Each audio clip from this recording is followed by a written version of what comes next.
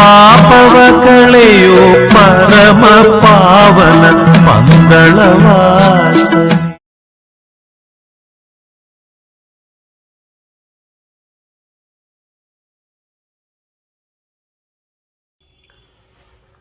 ಸ್ವಾಮಿಯೇ ಶರಣಮಯ್ಯಪ್ಪ. ಸ್ವಾಮಿ ಶರಣಂ.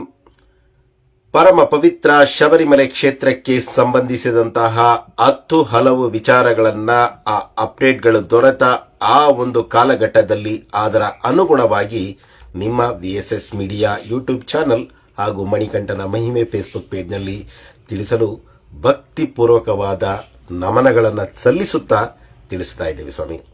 ಸ್ವಾಮಿ ಶರಣಂ. ನಿನ್ನೆಯ ದಿನದ ಅಪ್ಡೇಟ್ ಒಂದು ವಿಚಾರ, ಬದಲಾವಣೆ ಜಗದ ನಿಯಮ.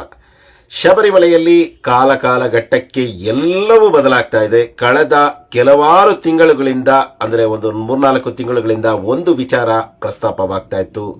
ಶಬರಿಮಲೆಯ ಆ ಒಂದು ಫ್ಲೈಓವರ್ ಏನಿದೆ, ಫ್ಲೈಓವರ್ ಅಂದರೆ ನೀವು ಆ 18 ಮೆಟ್ಟಿಲಿನ ಹತ್ತಿ ಆ ಎಡಭಾಗಕ್ಕೆ ತಿರುಗಿ ಫ್ಲೈಓವರ್ ಹತ್ತಿ ಆ ಒಂದು ಪ್ರದಕ್ಷಿಣೆ ರೂಪದಲ್ಲಿ ಬಂದು ಆ ಭಗವಂತನನ್ನ ದರ್ಶಿಸಬೇಕಾಗಿತ್ತು. ಆದರೆ ಆ ಭಗವಂತನ ದರ್ಶನದ ವ್ಯವಸ್ಥೆಯಲ್ಲಿ ಬದಲಾವಣೆಯನ್ನ ಒಂದು ತಂದಿದ್ದಾರೆ ಎಂಬ ಒಂದು ಸುದ್ದಿ ಬಂದಿದೆ. ಆ ವಿಚಾರವನ್ನ ನಿಮಗೆ ತಿಳಿಸ್ತಾ ಇದ್ದೀನಿ. ತಪ್ಪದೆ ಈ ವಿಡಿಯೋವನ್ನು ಪೂರ್ತಿ ನೋಡಿ, ಜೊತೆಗೆ ಅತಿ ಹೆಚ್ಚಾಗಿ ಶೇರ್ ಮಾಡಿ, ಅತಿ ಹೆಚ್ಚಾಗಿ ಕಾಮೆಂಟ್ ಮಾಡಿ. ಶಬರಿಮಲೆ ಸನ್ನಿಧಾನವನ್ನ ಆ ಒಂದು ಪರಮ ಪವಿತ್ರ ಇರುಮುಡಿಯನ್ನ ಹೊತ್ತುಕೊಂಡು ಬರುವಂತಹ ಭಕ್ತಾದಿಗಳು ಸತ್ಯವಾದ ಹೊನ್ನು 18 ಮೆಟ್ಟಿಲನ್ನ ಹತ್ತಿ ಆ ನಂತರ ಎಡಭಾಗಕ್ಕೆ ತಿರುಗಿಸ್ತಾ ಇದ್ರು. ಎಡಭಾಗಕ್ಕೆ ತಿರುಗಿ ಫ್ಲೈಓವರ್ನಲ್ಲಿ 1, 2, 3, 4 ಆ ಸರತಿ ಸಾಲಿನಲ್ಲಿ ಆ ಒಂದು ಏನು ಲೈನ್ ಇರುತ್ತೆ ಆ ಲೈನಲ್ಲಿ ದರ್ಶನ ಮಾಡಬೇಕಾಗಿತ್ತು. ಆದರೆ ಮಾರ್ಚ್ 14ರಂದು ಮೀನ ಮಾಸ ಪೂಜೆಗೆ ಸನ್ನಿಧಾನವನ್ನು ತೆರೆಯುವ ಆ ದಿನದಿಂದ 18ಾಂ ಪಡಿ ಅಂದರೆ 18 ಮೆಟ್ಟಿಲನ್ನ ಹತ್ತಿದ ತಕ್ಷಣ ತಾವು ನೇರವಾಗಿ ಆ ಭಗವಂತನನ್ನ ಕಾಣಲು ತೆರಳಬಹುದು. ಆ ಫ್ಲೈಓವರ್ ಅನ್ನ ಹತ್ತುವ ಆ ಒಂದು ಏನು ಆ ವ್ಯವಸ್ಥೆ ಇರೋದಿಲ್ಲ ಎಂದು ಅಧಿಕೃತವಾದ ಮೂಲಗಳಿಂದ ಬಂದಿದೆ. ಈ ಒಂದು ವಿಚಾರ ಬಹಳಷ್ಟು ದಿನಗಳಿಂದ ಚರ್ಚೆಯಲ್ಲಿತ್ತು. ಆದರೆ ಅಧಿಕೃತವಾದ ಮಾಹಿತಿ ನಿನ್ನೆ ಬಂದಿದ್ದರಿಂದ ಅದನ್ನು ನಾವು ತಿಳಿಸ್ತಾ ಇದ್ದೀವಿ. ಮುಂದಿನ ದಿನಗಳಲ್ಲಿ ಈ ವ್ಯವಸ್ಥೆಯಲ್ಲಿ ಎಷ್ಟರ ಮಟ್ಟಿಗೆ ಯಾವ ವ್ಯವಸ್ಥೆ ಸರಿಯಾಗಿದೆಯೋ ಅಥವಾ ಲೋಪದೋಷಗಳು ಬರುತ್ತೋ ಎಂಬುದನ್ನು ಕಾಲಘಟ್ಟವೇ ತಿಳಿಸಬೇಕಾಗಿದೆ. ಬಹಳ ದಿನಗಳಿಂದ ನಡೆಯುತ್ತಿದ್ದಂತಹ ಈ ಒಂದು ಶಬರಿಮಲೆಯ ದರ್ಶನ ವ್ಯವಸ್ಥೆಯ ಬದಲಾವಣೆ ಅಂತಿಮ ರೂಪರೇಷೆಯನ್ನು ಪಡೆದು ಹೈಕೋರ್ಟ್ನಿಂದ ಅನುಮತಿಯನ್ನು ಪಡೆದು ಮತ್ತು ಉನ್ನತ ಮಟ್ಟದ ಆ ಒಂದು ಅಧಿಕಾರಿಗಳ ಸಭೆಯನ್ನು ವಿಶೇಷವಾದ ಆಯುಕ್ತರಾದಂತಹ ಶ್ರೀಯುತ ಜಯಕುಮಾರ್ ಮತ್ತು ನಮ್ಮ ಶಬರಿಮಲೆ ದೇವಸ್ವಂ ಅಧ್ಯಕ್ಷರಾದಂತಹ ಪ್ರಶಾಂತ್ ಸ್ವಾಮಿಗಳ ನೇತೃತ್ವದಲ್ಲಿ ಆ ಒಂದು ಮೀಟಿಂಗ್ ಅನ್ನು ನಡೆದು ಮುಂದಿನ ತಿಂಗಳು 14/3/2025 ಭಕ್ತಾದಿಗಳಿಗೆ ಆ ಭಗವಂತನ ದರ್ಶನವನ್ನ ಬಹಳಷ್ಟು ಸ್ವಾಮಿಗಳಿಗೆ ಕೊರಗು ಕಾಡ್ತಾ ಇತ್ತು. ಸ್ವಾಮಿ, ನನ್ನ ಮುಂದೆ ಬಹಳಷ್ಟು ಉದ್ದದ ಸ್ವಾಮಿಗಳಿದ್ರು, ಇರುಮುಡಿಯನ್ನು ಇಟ್ಕೊಂಡ್ಬಿಟ್ಟಿದ್ರು, ಸ್ವಾಮಿ ಕಾಣಿಸ್ಲೇ ಇಲ್ಲ ಸ್ವಾಮಿ, ಆ ಪೊಲೀಸ್ನವರು ತಳ್ಳಿಬಿಟ್ರು, ಮತ್ತೆ ತಿರುಗಿ ನಮಗೆ ದರ್ಶನಕ್ಕೆ ಅವಕಾಶ ಕೊಡಿ ಅಂದರೆ ಕೊಡಲಿಲ್ಲ ಅನ್ನೋ ಒಂದು ಕೊರಗು ಕಾಡ್ತಾ ಇತ್ತು. ಮತ್ತೆ ಒಂದೇ ಒಂದು ಸೆಕೆಂಡ್, ಫ್ರಾಕ್ಷನ್ ಆಫ್ ಸೆಕೆಂಡ್ ಅಥವಾ 2 ಸೆಕೆಂಡ್ ಮಾತ್ರ ಸ್ವಾಮಿಯನ್ನು ಕಾಣದೆ, ಸ್ವಾಮಿ ಅಷ್ಟು ದೂರದಿಂದ ನಾನು ಬಂದೆ, ನನ್ನ ಆ ಭಗವಂತನ ಪಾದವನ್ನ ನಾನು ನಮಿಸಬೇಕು ಅಂತ ಬಂದೆ, ನನಗೆ ಸರಿಯಾದ ಈ ದರ್ಶನ ಆಗಲಿಲ್ಲ ಎಂಬ ಕೊರಗು ಕಾಡ್ತಾ ಇತ್ತು. ಆದರೆ ಆ ಒಂದು ನೇರವಾಗಿ ಹೋಗಬೇಕಾದ್ರೆ ತಾವು 30 ಸೆಕೆಂಡ್ಗಳ ಕಾಲ ಆ ಭಗವಂತನನ್ನು ದರ್ಶಿಸುವಂತಹ ಅವಕಾಶ ನೀಡಲಾಗುವುದು. ಅಂದರೆ ತಾವು ಆ ಸರತಿ ಸಾಲಿನಲ್ಲಿ ಬರಬೇಕಾದ್ರೇ ಭಗವಂತ ಕಾಣಿಸ್ತಾರೆ, ಅಲ್ಲಿಂದಲೇ ತಾವು ಸ್ವಾಮಿಯೇ ಶರಣಮಯ್ಯಪ್ಪ ಎಂದು ತಮ್ಮ ಆ ಒಂದು ಭಕ್ತಿಯ ಸಮರ್ಪಣೆಯನ್ನು ಮಾಡಬಹುದು ಎಂಬ ಒಂದು ಅಭಿಪ್ರಾಯವನ್ನು ತಿಳಿಸಿದ್ದಾರೆ. 2 ಸಾಲುಗಳಲ್ಲಿ ಎಡಭಾಗ ಮತ್ತು ಬಲಭಾಗದಲ್ಲಿ 2 ಸಾಲು ಮಾಡಿ ಬಿಡ್ತಾರೆ. ಆ 2 ಸಾಲು ಗರ್ಭಗುಡಿಯ ಆ ಒಂದು ಭಗವಂತನನ್ನು ಕಾಣುವಂತಹ ಸರತಿ ಸಾಲಿನಲ್ಲಿ ಆ ಭಗವಂತನನ್ನು ನೋಡಿಕೊಂಡು ಬರುವಂತಹ ಒಂದು ಅವಕಾಶವನ್ನು ಕಲ್ಪಿಸಲಾಗುತ್ತೆ. ಇದು ಬಹಳಷ್ಟು ವರ್ಷಗಳಿಂದ ಆ ಭಕ್ತರಿಗಿದ್ದಂತಹ ಕೊರಗನ್ನು ನಿವಾರಿಸಲಿಕ್ಕಾಗಿ ನನಗೆ ದರ್ಶನ ಸರಿಗಾಗಲಿಲ್ಲ ಸ್ವಾಮಿ, ನನ್ನ ಪುಟ್ಟ ಮಗುವಿಗೆ ದರ್ಶನ ಆಗಲಿಲ್ಲ ಅಂತ ಎಲ್ಲ ಕೊರಗು ಕಾಡ್ತಾ ಇದ್ದನ್ನು ನಿವಾರಿಸಲಿಕ್ಕೆ ಈ ಒಂದು ಬದಲಾವಣೆ ಅಂತ ತೀರ್ಮಾನಕ್ಕೆ ಬಂದಿದ್ದಾರೆ. ಇದರ ಆಗು ಹೋಗುಗಳು ಮತ್ತು ಇದರಲ್ಲಿ ಯಾವ ಲೋಪದೋಷಗಳು ಬರುತ್ತೋ ಅಥವಾ ಉತ್ತಮವಾದ ಬೆಳವಣಿಗೆ ಬರುತ್ತೋ ಅನ್ನೋದನ್ನ ಕಾಲವೇ ನಿರ್ಧರಿಸಲಿದೆ, ಅದನ್ನು ತಿಳಿಸ್ತೀವಿ. ಆದರೆ ಆ ಫ್ಲೈಓವರ್ ನಿರ್ಮಾಣ ಯಾವಾಗ ಆಗಿತ್ತು, ಯಾವಾಗಿನಿಂದ ಇದನ್ನ ಒಂದು ವಿಚಾರವನ್ನ ಮುಂದಿನ ದಿನಗಳಲ್ಲಿ ಏನು ಬದಲಾವಣೆ ಮಾಡ್ತಾರೆ ಅನ್ನೋದನ್ನು ತಿಳಿಸಬೇಕಾದ ಒಂದು ಪರಿಸ್ಥಿತಿಯಲ್ಲಿ 1989ರಲ್ಲಿ ಬಹಳ ಭಕ್ತರ ಸಂಖ್ಯೆ ದಟ್ಟಣೆ ಹೆಚ್ಚಾದ್ದರಿಂದ ಆ ದಟ್ಟಣೆಯನ್ನು ನಿಯಂತ್ರಿಸಲಿಕ್ಕಾಗಿ ಆ ಫ್ಲೈಓವರ್ ಮಾರ್ಗವನ್ನು ಕಂಡುಕೊಂಡ್ರು. ಈಗ ಹೊಸ ಮಾರ್ಗವನ್ನು ಕಂಡುಕೊಂಡಿದ್ದಾರೆ. ಆದರೆ ಯಾವ ರೀತಿ ಆ ಭಕ್ತರ ದಟ್ಟಣೆಯನ್ನು ಆ ಒಂದು ಏನು ನಿಯಂತ್ರಣಕ್ಕೆ ತರ್ತಾರೆ ಅನ್ನೋದನ್ನು ಅವರೇ ನಿರ್ಧರಿಸಬೇಕು. ಮತ್ತು 18 ಮೆಟ್ಟಿಲನ್ನು ಮಂಡಲ ಕಾಲ ಮಕರದಲ್ಲಿ ಹತ್ತಬೇಕಾದ್ರೆ ಪೊಲೀಸ್ನವರು ದರ ದರ ದರ ದರ ದರ ದರ ಅಂತ ಎಳೆದು ಬಿಡ್ತಾರೆ. ಆ ಭಗವಂತನ ಸನ್ನಿಧಾನದಲ್ಲೂ ಕೂಡ ಆ ದರ್ಶನದ ಸಮಯದಲ್ಲೂ ಎಳೆದು ಬಿಡ್ತಾರಾ ಅಥವಾ ಸುಗಮವಾದ ದರ್ಶನ ಆಗುತ್ತಾ ಅನ್ನೋದನ್ನು ಕಾಲಘಟ್ಟ ನಿರ್ಧರಿಸುತ್ತೆ. 1989ರಲ್ಲಿ ನಿರ್ಮಾಣವಾದ ಈ ಫ್ಲೈಓವರ್ ಈಗ ಮಾರ್ಚ್ 2025ರಿಂದ ನೇರವಾದ ದರ್ಶನ 18 ಪಡಿಯನ್ನು ಹತ್ತಿದ ತಕ್ಷಣ ಆ ಧ್ವಜಸ್ತಂಭ ಏನಿದೆ ಆ ಧ್ವಜಸ್ತಂಭದಿಂದ ನೇರವಾಗಿ ತಾವು ದರ್ಶನವನ್ನು ಮಾಡಬಹುದು ಅನ್ನೋ ಒಂದು ಅಧಿಕೃತವಾದ ಮಾಹಿತಿ ಬಂದಿದೆ. ಇದರ ವಿಚಾರವಾಗಿ ಮುಂದಿನ ದಿನಗಳಲ್ಲಿ ಬೇರೆಲ್ಲ ಏನು ಅಪ್ಡೇಟ್ ಬರುತ್ತೆ ಅದನ್ನು ಖಂಡಿತವಾಗಿ ತಿಳಿಸ್ತೀವಿ.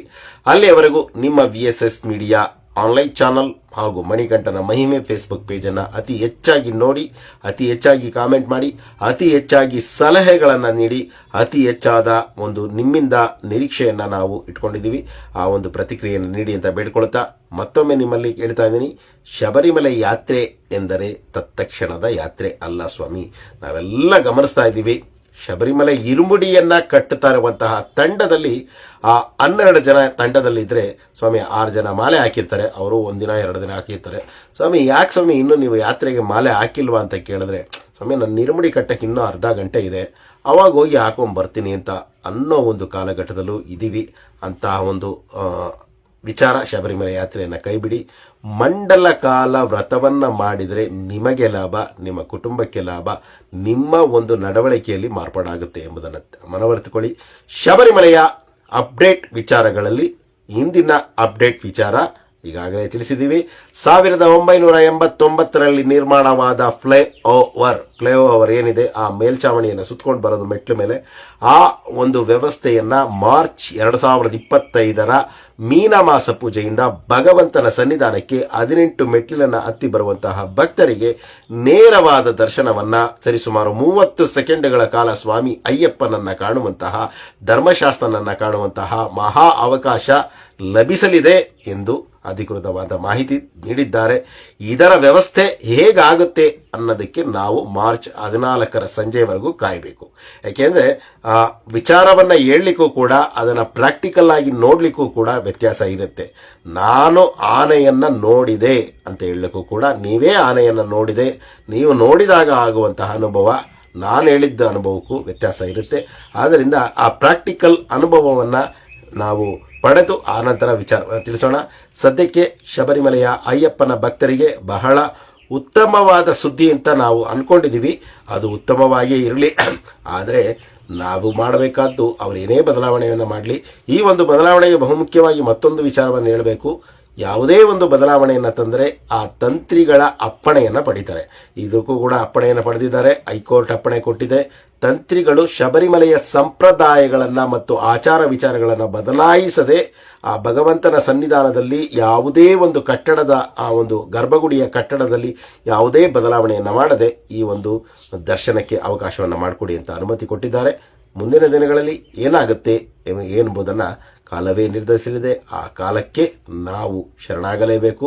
ಕಾಲದ ಮುಂದೆ ಎಲ್ಲರೂ ಶೂನ್ಯ. ನಾವೇನೇ ಪ್ಲಾನ್ ಮಾಡಿಕೊಂಡ್ರು ಆ ಕಾಲಘಟ್ಟದಲ್ಲಿ ಯಾವ ಸೂಚನೆಗಳು ಆ ಭಗವಂತ ನೀಡ್ತಾನೋ ಅದನ್ನು ಸ್ವೀಕರಿಸಬೇಕು. ಸ್ವಾಮಿ ಶರಣಂ, ಎನಗಿಂತ ಕಿರಿಯವನು ಯಾರೂ ಇಲ್ಲ. TS ಕಣ್ಣನ್, ರಾಮನಗರ. ಸ್ವಾಮಿಯೇ ಶರಣಮಯ್ಯಪ್ಪ. ಈ ವಿಚಾರವನ್ನು ಪ್ರತಿಯೊಬ್ಬ ಅಯ್ಯಪ್ಪ ಭಕ್ತರಿಗೆ ತಿಳಿಸಿ. ಮತ್ತೊಂದು ಈಗಾಗಲೇ ತಿಳಿಸಿದ್ದೀವಿ, ಮಾರ್ಚ್ನಲ್ಲಿ 14/3/2025 ಸಂಜೆ ಸನ್ನಿಧಾನ ತೆರೆಯುತ್ತೆ. 19/3/2025 ರಾತ್ರಿ ಮುಚ್ಚಲ್ಪಡುತ್ತೆ. ಆ 6 ದಿನಗಳು ಮಾತ್ರ ಸನ್ನಿಧಾನ ತೆರೆದಿರುತ್ತೆ. 14ನೇ ತಾರೀಕು ಯಾವುದೇ ವಿಶೇಷ ಪೂಜೆಗಳು ಇರೋದಿಲ್ಲ.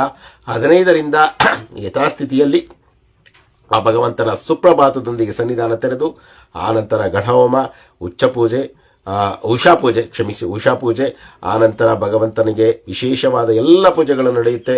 ನೈರ್ಮಲ್ಯ ದರ್ಶನ ಮತ್ತು ಎಲ್ಲ ಭಗವಂತನ ಸನ್ನಿಧಾನ ನಡೆದು ಮಧ್ಯಾಹ್ನ ಕಳಭಾಭಿಷೇಕ, ರಾತ್ರಿ ಸಂಜೆ ದೀಪಾರಾಧನೆ, ಪಡಿ ಪೂಜೆ, ಆನಂತರ ಅತ್ತಾಳ ಪೂಜೆ, ಆನಂತರ ಹರಿವರಾಸನಂ. ಇಷ್ಟು ಪೂಜೆಗಳು ಶಬರಿಮಲೆಯಲ್ಲಿ ಆ ಒಂದು 15ರಿಂದ 19ರವರೆಗೂ ನಡೆಯುತ್ತೆ.